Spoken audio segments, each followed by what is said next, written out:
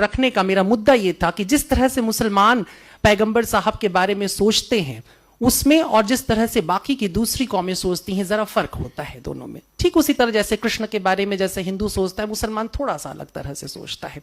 लेकिन मोहम्मद साहब का जो असर है वो मेरे देखे पूरी दुनिया में बहुत ही बड़ा है। 1450 साल पहले जो इनकलाब पैगंबर साहब करते हैं उसका असर, उसका प्रभाव वो अब तक मुझे लगता है कि बढ़ता ही गया है, घटा नहीं है। ये एक बहुत बड़ी बात है। चाहे और इसे कतई ये ना समझा जाए कि मैं अपने मुसलमान बंधुओं को मक्खन लगा रहा हूं, ऐसा कुछ नहीं है। ये हकीकत है, मैं उसके बारे में ही बात करूंगा इतिहास के कुछ टुकड़ों में।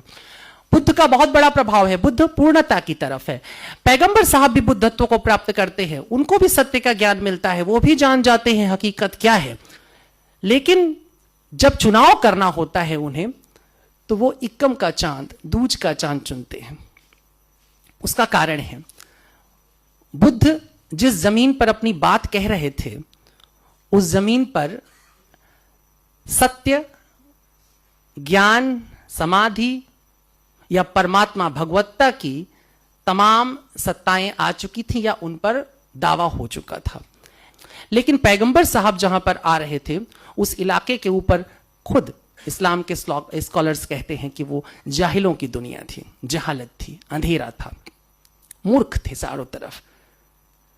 हम लोग जिसे मूर्ख कहते हैं, जो करुणामय हृदय होता है वो उसे मूर्ख नहीं कहता, अबोध कहता है। वो उसे बच्चे की तरह देखता है। बच्चा कितना भी उत्पात मचा दे लेकिन माँ जो होती है उसके अंदर एक ममत्व होता है। बच्चा गोद में लैट्रिन कर दे, पेशाब कर दे, फिर वो साफ करती, बच्चे को उठा के पटक नहीं देती है। लेकिन अगर कोई आया हो जिससे कम पैसे मिल रहे हो तो पटक देगी, कहेगी वो छूट गया माता जी गोद से बच्चा अचानक। तो भारत की स्थिति अलग थी और वहां की अलग बात थी। और पैगंबर साहब के भीतर जो हृदय था वो ममत्व से भर गया था। कोई भी जो ईश्वर के साथ जुड़ जाएगा वो ममत्व से भर जाएगा। ममत्व आ गया। जब ममत्व आ गया तो कोप नहीं हुआ। तो देखिए उनकी पूरी जिंदगी समझाने में कट जाती है। पूरी जिंदगी कुरान धीरे धीरे धीरे धीरे लगभग 23 साढ़े 23 साल तक उन पर आती रहती है, इतने क्रम से। इसका मतलब कि एक दिन में नहीं, जिसको ज्ञान मिला वो तो एक क्षण में मिला, पल भर में मिलता है। बुद्ध ने पूर्णिमा का चांद देखा और ज्ञान मिल गया। तो इसके मानी कि पैगंबर साहब को भी वो जो शब कद्र, वो जो मेराज की रात थी, उस रात ही सब कुछ मिल गया, लेकिन उसी रात दे नहीं दिया।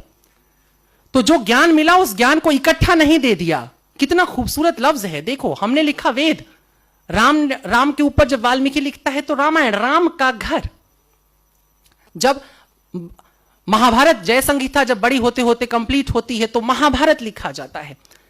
और यहां क्या लिखा है? कुरान। स्टडी, पढ़ना, पढ़ो।